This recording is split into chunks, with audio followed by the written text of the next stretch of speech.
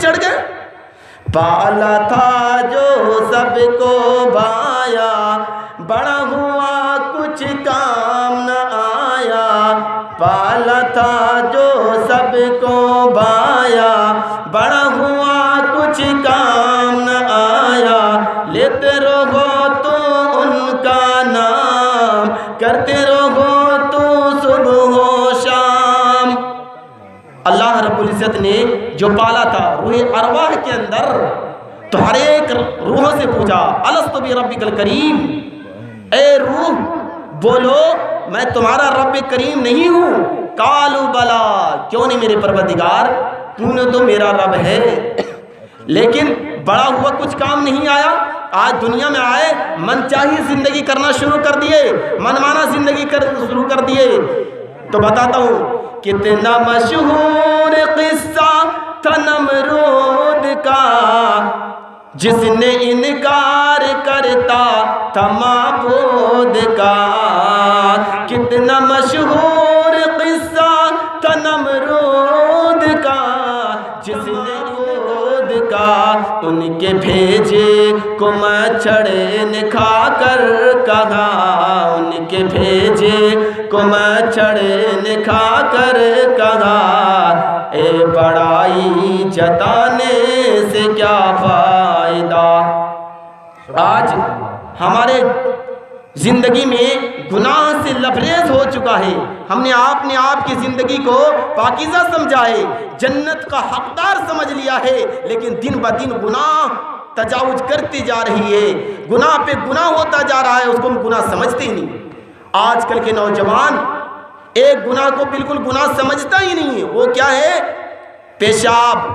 پیشاب کرتا ہے یوں ہی کھڑا ہو جاتا, چل دیتا ہے.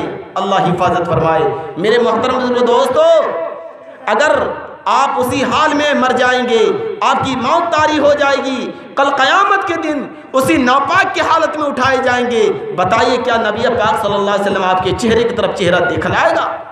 یہ کبھی نہیں. نبی کی زندگی, نبی کے سنتوں پہ ہمارا عمل کب ہو جائے گا؟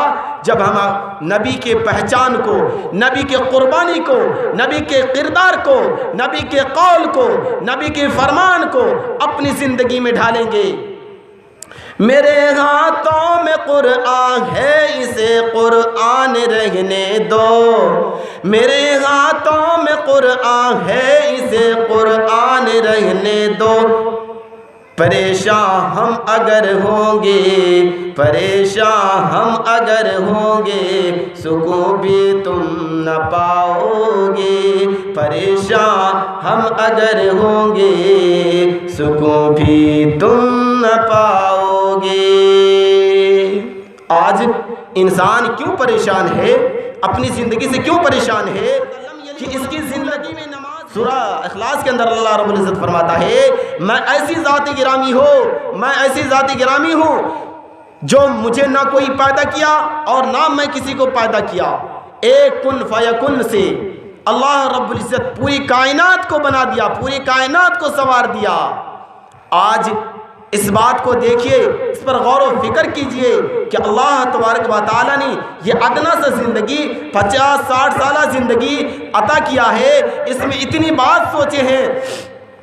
اگر ایک مکان ہے تو دوسرے مکان کی طرف توجہ کرتے ہیں, تیسرے مکان کی طرف کرتے ہیں, یعنی زندگی بھر اپنی زندگی میں لالچی.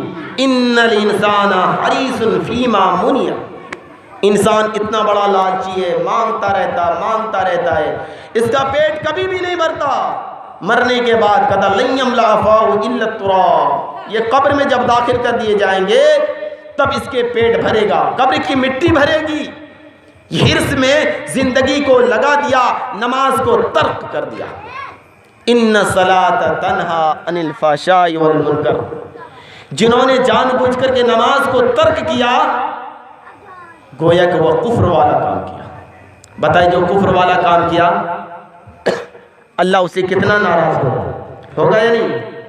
اللہ کتنا ناراض ہوگا. جس سے اللہ ناراض ہو گیا اس سے پوچھئے ہمت, دنیا بھی ناکام ہو جائے گی, آخرت تو ناکام ہی ناکام ہے. اس لیے اپنی زندگی کو پاکیزہ رکھیں گے, دوسری بات ایک میسیج اور بھی دینا چاہتے ہیں، وہ اب اس میسیج کے بعد انشاءاللہ دعا ہو جائے گی۔ آج کی ہماری ماں بہنیں بے پردہ بازاروں میں، ہوٹلوں میں، سڑکوں پہ چلتی ہے، جس کے بارے میں اشعار کے ذریعہ سے قاری مشتاق صاحب راہی پہنچا چکے، میں چاہتا ہوں اپنی باتوں کے ذریعے آپ تک پہنچاؤں۔ کہتے ہیں ہوٹل میں بیٹھ بیٹھ کر کھاتی ہے ناشتہ، کھاتی ہے ناشتہ، ہوٹل میں بیٹھ بیٹھ کر کھاتی ہے ناشتہ،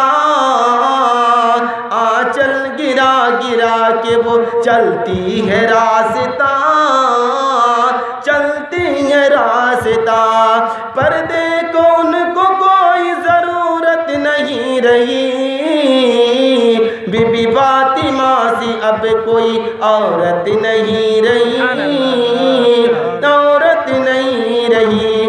ہماری ماں بہنوں کی زندگی ہو، اس کا پردہ ہو تو کیسی ہو؟ بی بی فاطمہ کی جیسے ہو۔ ہمارے گھر میں پردہ ہو تو کیسی ہو؟ بی بی فاطمہ کی جیسے ہو۔